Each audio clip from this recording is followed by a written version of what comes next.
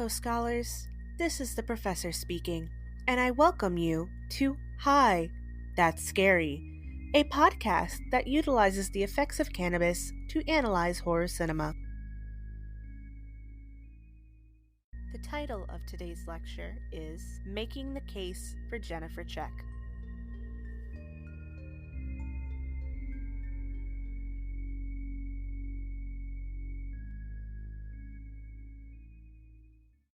Jennifer's Body is a 2009 movie written by Diablo Cody and directed by Karen Kusama.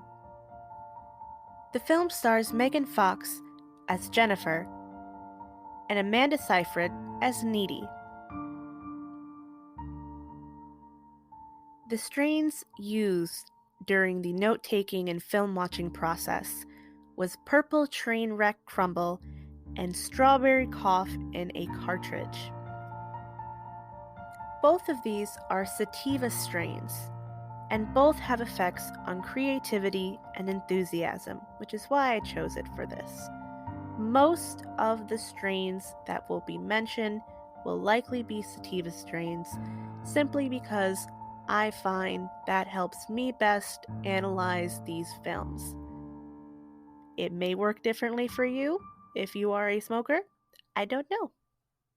So let's do a brief rundown and history with Jennifer's Body. The film is about a girl named Jennifer who gets possessed by a demon and kills people. And her best friend has to figure out a way to stop her. Just that bare bones concept can make a really interesting film. And Jennifer's Body is a really interesting film. But it's had some issues.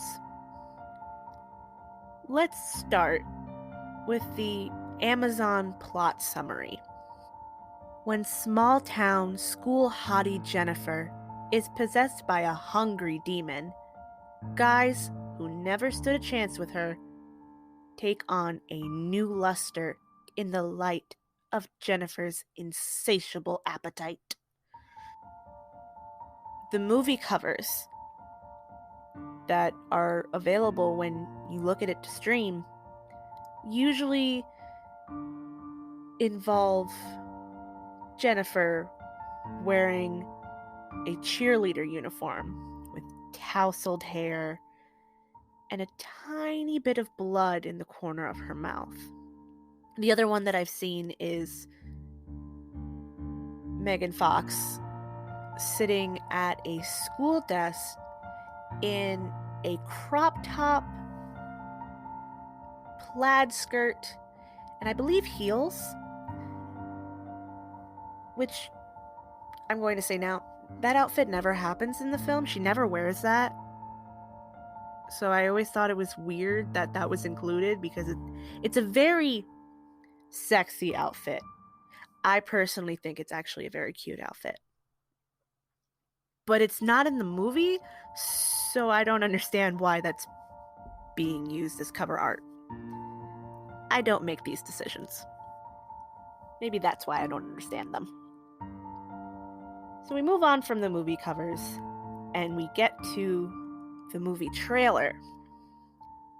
I don't know if you've seen the trailer or remember the trailer from when the movie was coming out.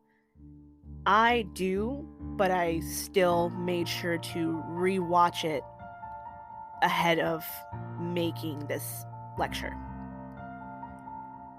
And that trailer was very sexually charged.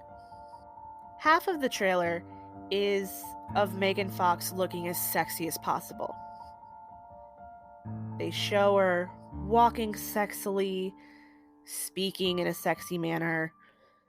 They show her actually being a demon, which is the central plot of the movie, for very short amounts of time. Basically, you'll see her sexy, and then for a second or two, see the demon. I can understand that decision.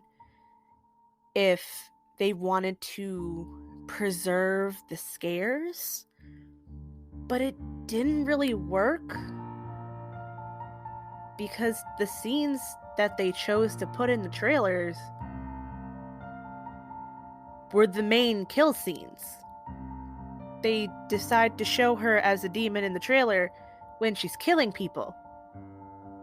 So you kind of have an idea going in on when a kill is going to happen, which spoils the movie. They also play up the sexual tension between Jennifer and Needy a lot. But it's done in a way that's very clearly fan service. They're trying to show this sexual tension in a way through the trailer that would appeal to teenage boys in the late 2000s. And that was a problem with a lot of the marketing, as we could see by the Amazon plot summary, by the movie covers, and by the trailer. And even before I had rewatched the trailer, from what I could remember when this movie came out, the sex appeal was what was really focused on. Not the story, but how hot Megan Fox could look while killing people. And then the movie came out. And it was not that. You see, what had happened was this movie came out and people went to see it. And it was really not straight. As in, the focus was not so much on Megan Fox being sexy and killing people, though that was still present, but on the relationship between Jennifer and Needy. Now, this movie bombed. It made money, but it has a 45% critic score on Rotten Tomatoes and an even lower audience score. Diablo Cody was ridiculed for how she wrote dialogue, and Megan Fox was treated horribly. This was also around the time that she started getting into that beef with Michael Bay, which now, looking back on, she was justified. But that definitely tied in. Between then, its release, and now, Jennifer's Body has risen to be considered by some a cult classic. That brings us to today's scholars. I have rewatched this movie while very, very high and took some detailed notes. And with those notes, I came to some conclusions. Let's discuss. We open the film with a shot of Jennifer lying on her bed, and Needy in a voiceover stating the iconic line, "Hell is a teenage girl." We continue to see Needy is an a mental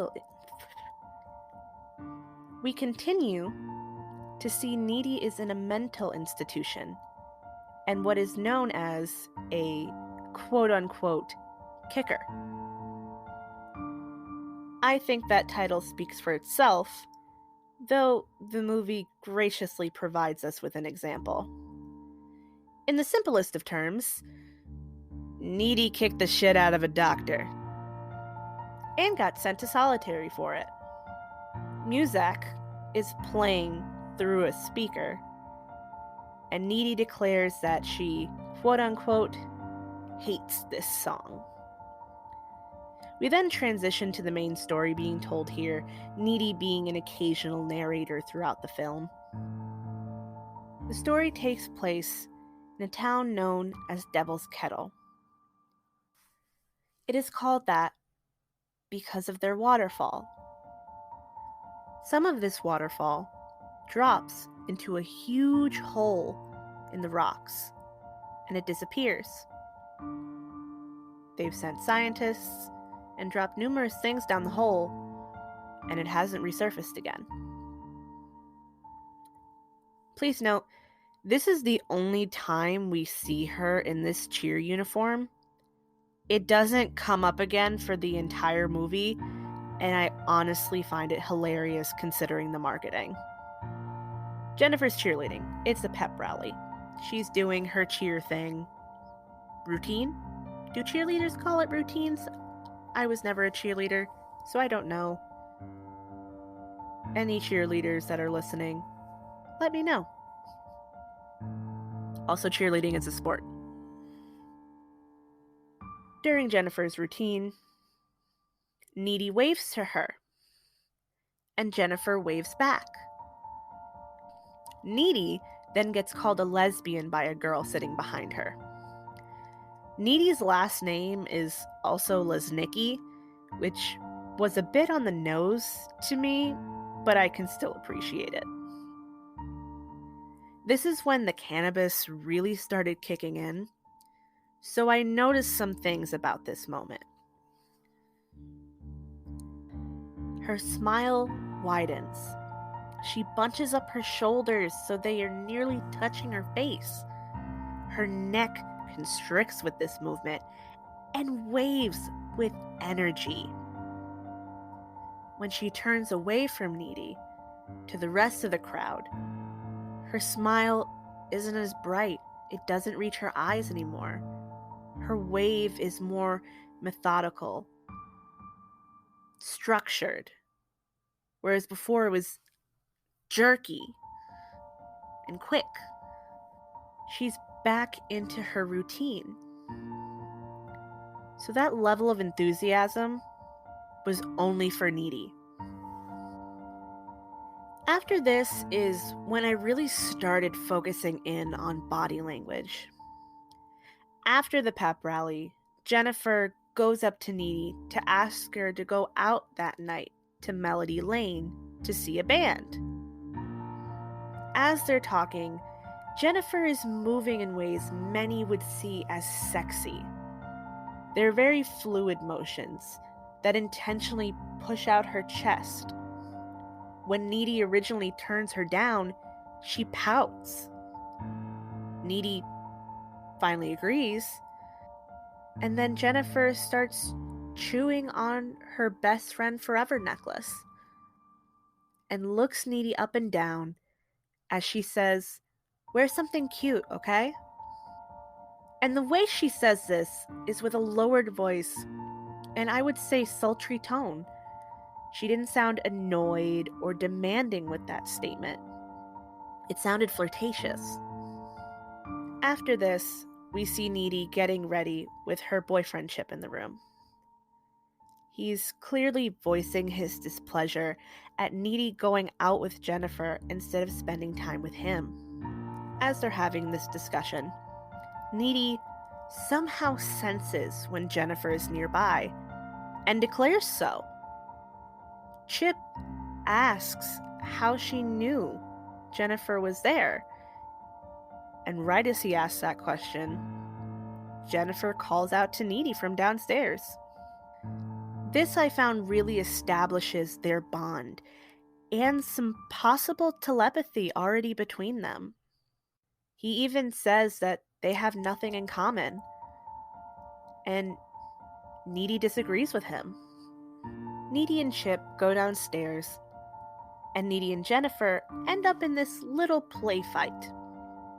This play fight turns into Jennifer getting really rough with Needy out of seemingly nowhere.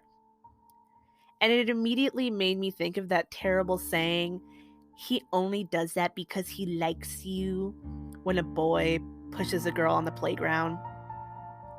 Basically, Jennifer doesn't know how to say she likes Needy, so she pushes her hard in front of her boyfriend instead. Don't do that, by the way. That is not how you communicate that you like someone. Jennifer just doesn't know how to do that healthily, which is a problem with a lot of teen interactions because adults have not properly shown what is and is not appropriate forms of communication to their children, and the cycle continues. But I digress. The pair end up at Melody Lane, which is where Low Shoulder is playing. Spoiler alert, they're dicks. Anyway, Jennifer and Needy are at the bar, casually pointing out random people, such as Craig, who wants to sleep with Jennifer, and Ahmet, the Indian exchange student. We then get to meet pedo Chris Pratt.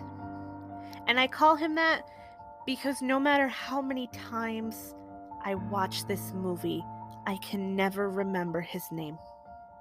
His character is a guy that is definitely out of high school, I'm guessing 21 by the beer he's holding, and is carrying on a sexual relationship with Jennifer. A minor. There's no definite age given in the film, but I'm pretty sure she's not a freshman. And if they were seniors, there would be at least some college talk between Needy and Chip.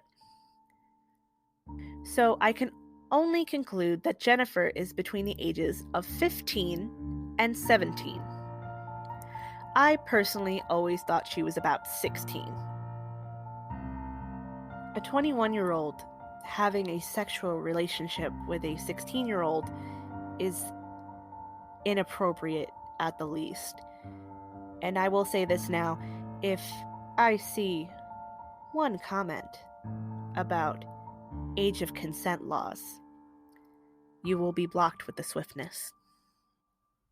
Jennifer even angrily tells Needy about an incident with pedo Chris Pratt that was just described in a very rapey way.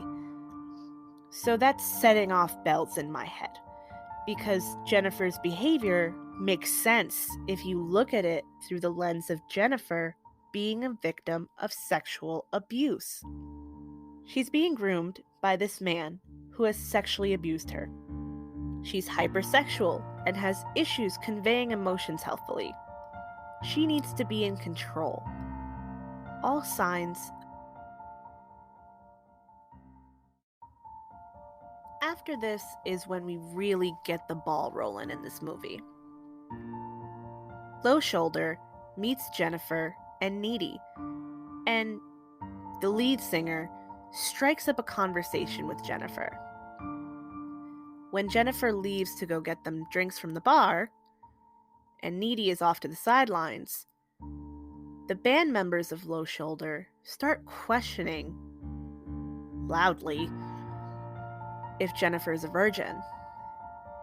Needy overhears, walks over to them, and tells them Jennifer is a virgin as a way to tell them to back off, which always seemed weird to me. Like, just tell them to stop speaking about your friend like that. Don't just blurt out that your very not virginal friend is a virgin. It's such a strange lie. Jennifer comes back. The show starts. And Jennifer ends up in this almost trance-like state, which indicates that the band already had some supernatural abilities. Then the bar catches fire. It's obvious that the band intentionally started the fire by their behavior, so they'd be able to grab their virgin sacrifice easily and have no witnesses. And they do. Needy and Jennifer escape the fire, and Jennifer gets into Low Shoulder's van. This part always bothered me because Needy and Jennifer have this interaction where Needy protests and begs Jennifer not to get into the van with them. Jennifer tells her to stop. And that's it. That's all it takes for her to stop. Needy just lets her get into the van by herself. She doesn't insist on going with her. Nor does she call the police on these adult men taking away her friend in their van. I'm not sure if this is a universal rule, but my friends and I have a general rule when we go out. We go together, we leave together. No one gets left behind, and no one gets left alone. This is very common in friendships with women and feminine presenting people, simply because when you're alone, you're a target. So the fact that Needy left Jennifer alone in a van with, I want to say, 4 or 5 adult men after the local bar burned to the ground and they witnessed people die, it doesn't make sense to me. It blows my mind, because how can you say this person is your best friend but then not do everything in your power to protect them in this situation? And I understand Needy is a teenager. Things get crazy and caught up in the moment. But she didn't even call the cops. And I think that's why I'm so hard on her, because she has her cell phone. She goes home and she calls her boyfriend on her cell phone, but she doesn't call the cops. I can understand not having much faith in the police, but Jennifer is an upper middle class popular white girl. And Needy, while shown to be of a lower class, I would say at the very least working class, is also a white girl. It would have been very easy to get someone out to get Jennifer. I truly believe that this decision, Needy's decision to not take proper action, is what leads to the breakdown of their friendship. Now, I just mentioned Needy going home and calling her boyfriend. She's on the phone with Chip when she hears noise downstairs, and she goes to investigate, eventually hanging up on Chip and deciding that no one's there. Remember how earlier I mentioned that Needy could tell when Jennifer was nearby? After the ritual, Jennifer went to Needy's house, and Needy didn't know she was there until she sees Jennifer covered in blood in her kitchen. Jennifer is clearly in shock and now obviously possessed after vomiting black, spiky goo all over the floor and making this guttural howling noise beforehand. She's openly sexual with Needy. Jennifer presses Needy against the wall and whispers in her ear in a way that is both sensual and scary. Needy is obviously scared, but also very concerned for her friend. Jennifer leaves. Needy has to clean up her kitchen. We are now on the train to Murder Town. I'm finally getting to the kills, folks. They established Jennifer as being very emotionally manipulative as a way to lure in her prey. The first time we actually see Jennifer kill someone is with a football player named Jonas. Jonas was seen hysterically sobbing over his best friend Craig dying in the fire at Melody Lane. He's standing on the football field, and Jennifer walks up to him, and she entices him to come into the woods with her by saying his dead best friend thought they'd make a good couple. so he follows her. When they're making out in the woods and she takes off her top, Jonas is surprised but not enthusiastic. It's clear that this interaction with Jennifer isn't so much about him wanting to sleep with her, but wanting to dull the pain of losing his best friend. Another way you could read that, which I've certainly thought about, is that perhaps Jonas had feelings for Craig. Or you could see this as an uncommon view of positive male friendships. And I say that because men aren't really allowed to show emotion. But Jonas is sobbing about his friend. And that's completely understandable. We never see that in film, though. We never see a teenage boy crying over his dead friend in the way that we see Jonas crying over Craig. So that leads to the thought that perhaps Jonas is queer and likes Craig. Liked Craig because he's now dead. Just a thought. Jonas is being emotionally manipulated by Jennifer due to this.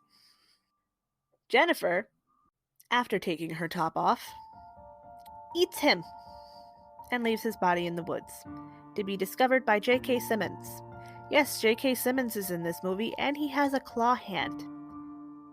I'm not going to bring it up again. It doesn't have that much relevance to the analysis, but I think it's a cool fact. Needy tries talking to Chip about her concerns for Jennifer, and Chip immediately dismisses her. He doesn't want to hear about it because he doesn't like Jennifer.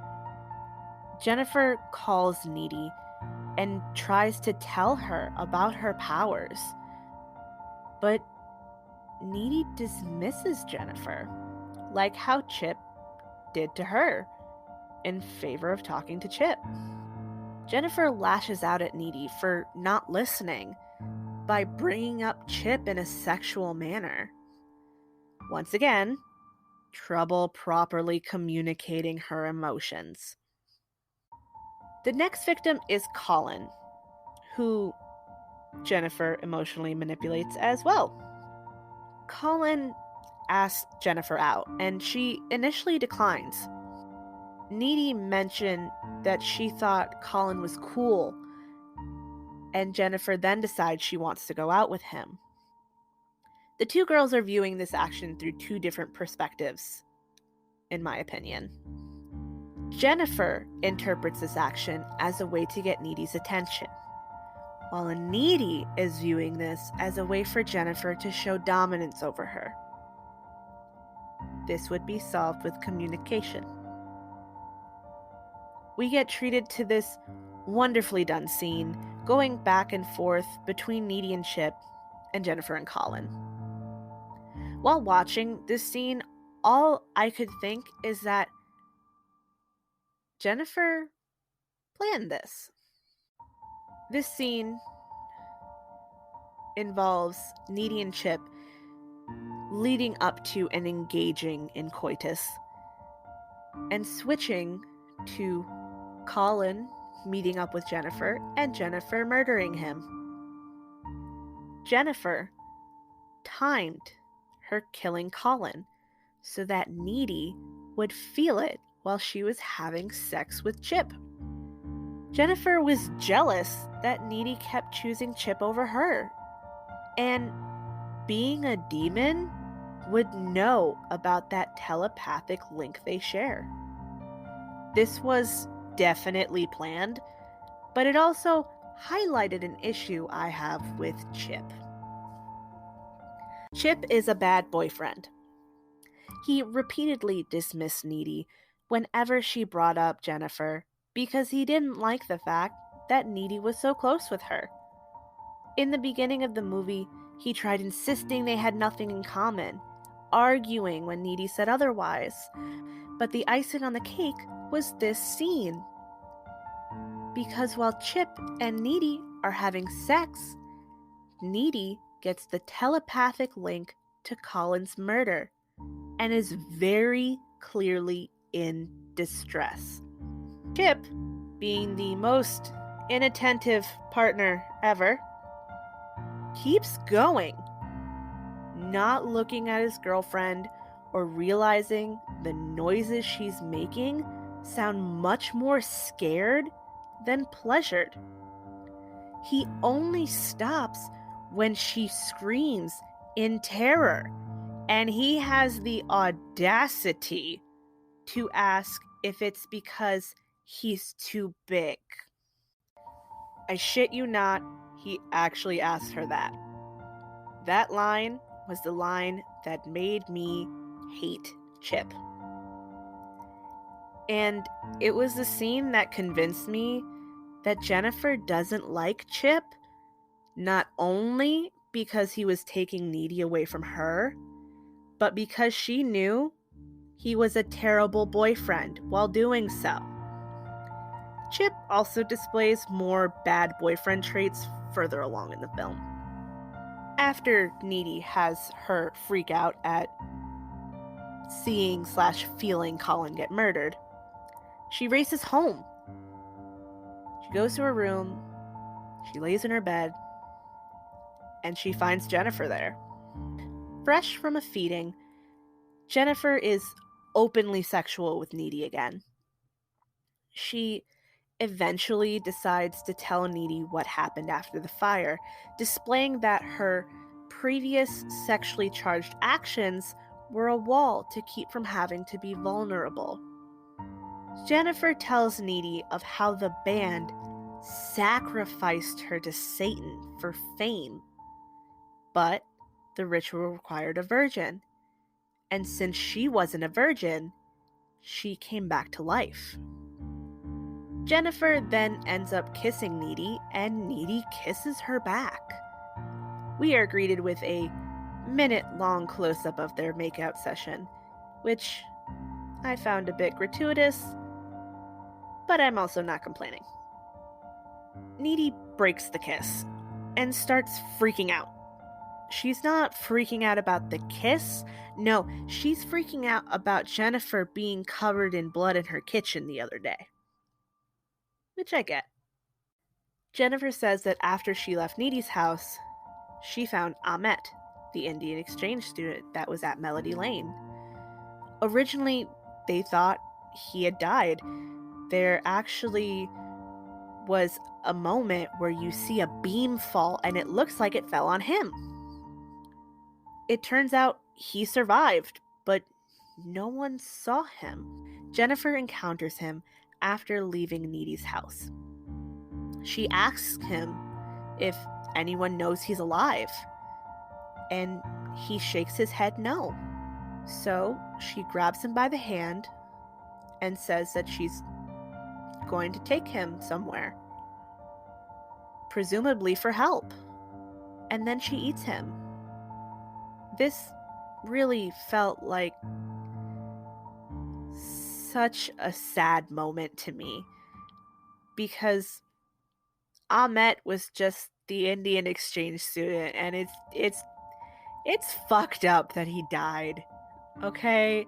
It's really fucked up. He's the brownest person in this movie, and he's technically the first kill, and it's just And also,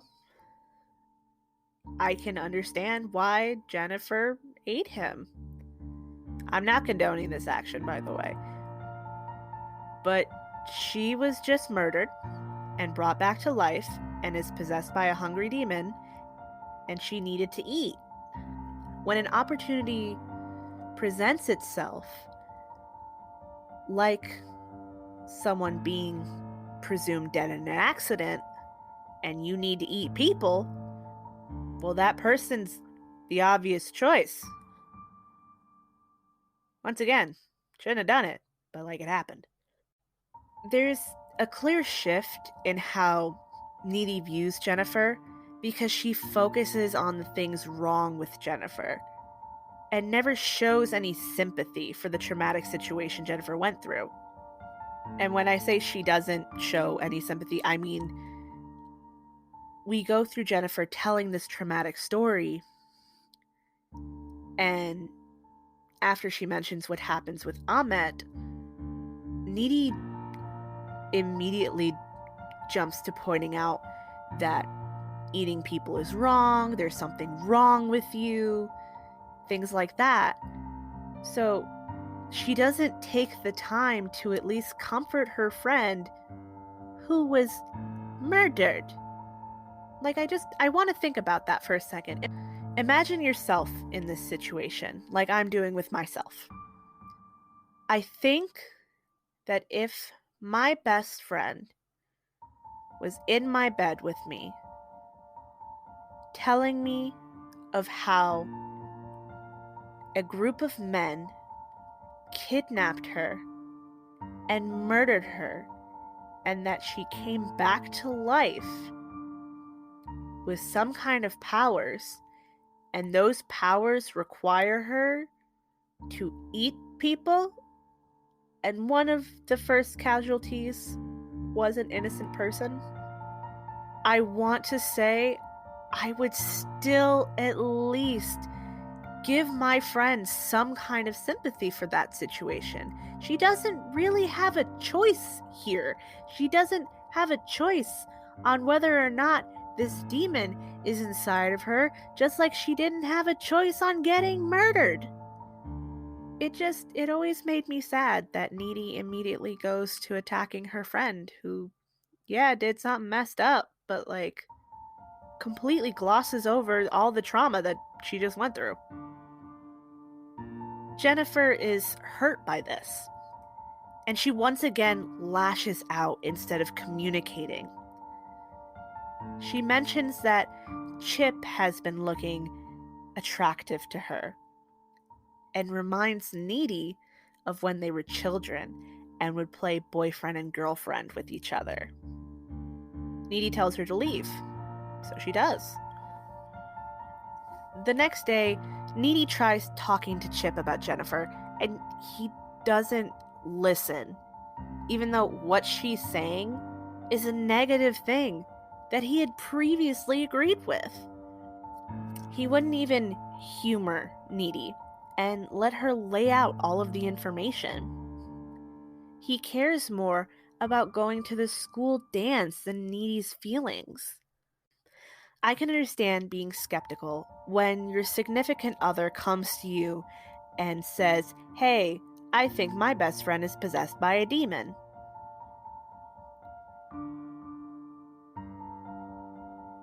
But when your partner comes to you with some kind of information like this, I feel like a trait of being a good partner is at least listening to all of what they have to say. Even if you think it's crazy, at least listen and see what their thought process is. He doesn't do that. They end up having a bit of a fight, and Needy technically breaks up with him, but says it's for his own safety. We see the three, Needy, Chip, and Jennifer, each respectively getting ready for the dance. Needy arrives first and is constantly looking out for Jennifer. She told Chip to stay home because it would be dangerous, and he doesn't listen to her. On the way to the dance, there's this wooded area that Chip is walking through, and Jennifer stops him on the way to the dance and brings back that emotional manipulation tactic to get him. Jennifer lies to Chip by telling him Needy was cheating on him with Colin, and that's why she's been so emotional lately. He only lightly protests to this, before he just accepts it as truth from the person his girlfriend was trying to say was evil, and without talking to said girlfriend. And then he makes out with Jennifer. How delightful. Like, I understand that Needy technically broke up with him, but it's still just skeevy.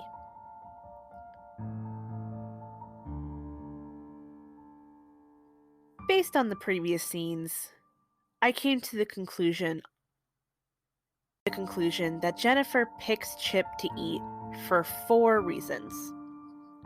She's hungry, obviously.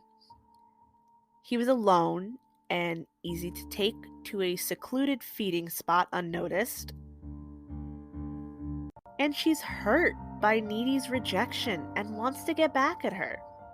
The telepathic link strikes again when Needy feels Jennifer kiss Chip. Jennifer and Chip go into this abandoned pool area. It's covered in vines, and for some reason there's still water in the pool, and it's really gross. They sneak into there to continue their makeout session. At least that's what Chip thinks. Needy races to them, automatically knows where they are. Telepathic link. Jennifer intentionally waits until Needy is close enough to see her bite into Chip. This is a manipulative power move if I've ever seen one. Needy calls out Jennifer's insecurities because the blows must only go lower and never high in these movies. She mentions Jennifer's waning social status. She calls her a bad friend, and she mentions an eating disorder with a line about Jennifer taking laxatives to stay skinny. And for those of you that didn't know, taking laxatives to stay skinny is a sign, a major sign of an eating disorder. I believe it would fall under bulimia because taking laxatives to keep expelling your food is a form of purging. But I am not versed in psychology. I am not trained in that field. I might be wrong, but I am aware that taking laxatives to stay skinny is disordered eating behavior. The two girls just keep trading these emotional blows. And Chip actually has to be the one to stab Jennifer with a pole of some sort that was there.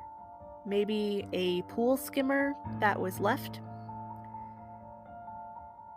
to make her go away. And then he dies. Oh, I was totally devastated. Poor Chip. Anyway, now it's Needy's turn for Murder Town. We're back to that scene with Jennifer lying in bed. She's watching TV. She's chewing on her hair. Needy crashes through the window and starts fighting with Jennifer. Through Jennifer's powers, they start floating in the air while continuing to fight. Eventually, Needy rips off Jennifer's necklace. The same necklace that she was chewing on at the beginning of the film. Their matching BFF necklace. Heartbreak is very evident on Jennifer's face, and they fall out of the air. Jennifer resigns herself to death. Why? Because if she didn't have Needy, life wasn't worth fighting for anymore. Needy stabs Jennifer, and she dies. Note, this is all very loud. And from the time Needy crashes into Jennifer's room, Mrs. Check takes 3 minutes to come in. I checked. And I understand movie time is weird, but there's no way that fight sequence did not take any less than those 3 minutes. I'm not a parent, but I feel like if there was a very loud crashing sound coming from my teen daughter's room, it would take me much less than 3 minutes to get over there. Mrs. Check also walks in very casually, slightly annoyed for some reason, which honestly makes me just think she's a neglectful parent, and further explains Jennifer's behavior. Jennifer is hypersexual not only due to sexual abuse that she's suffered, but as a way to get attention because of neglectful parents. This happens a lot with children who are neglected. They figure out what's the best way to get attention by any means possible.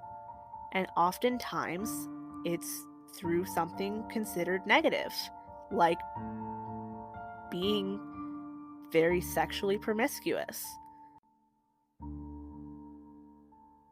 Now, that's not to say that people who are sexually promiscuous are victims of neglectful parents.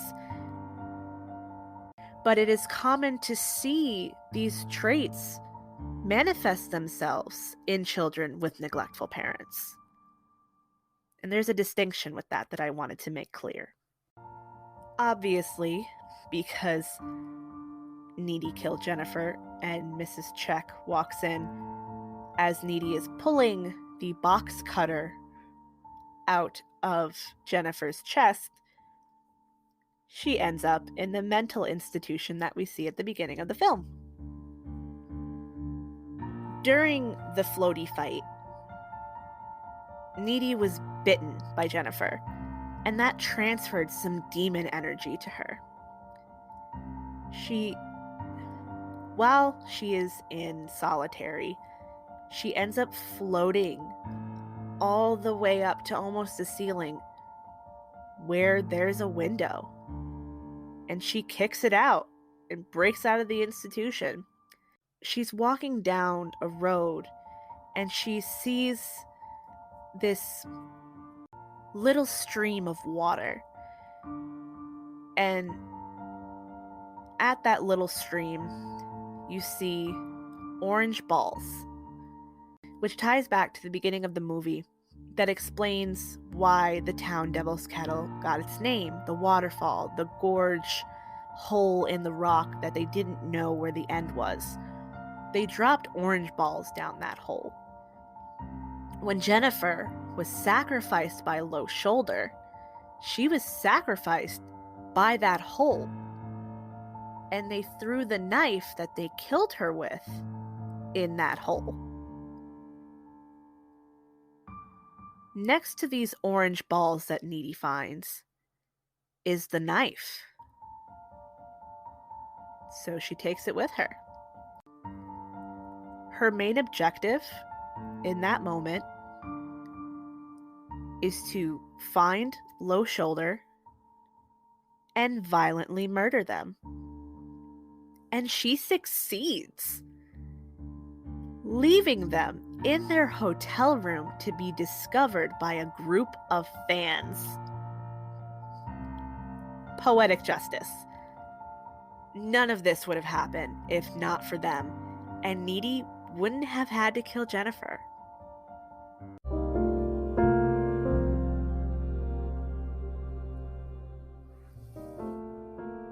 We've reached the concluding statements of our lecture today. Needy was definitely into Jennifer, but not the greatest friend at times. Her allowing Low Shoulder to just take Jennifer without insisting on going choosing to talk to Chip when Jennifer is trying to tell her about her powers, and her focusing on other topics when Jennifer is trying to talk about what happened to her.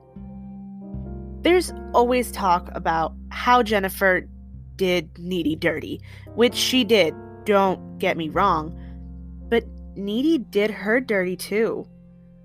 I'm not saying they're equally bad, but Needy isn't blameless here. Chip sucks. He's a bad boyfriend.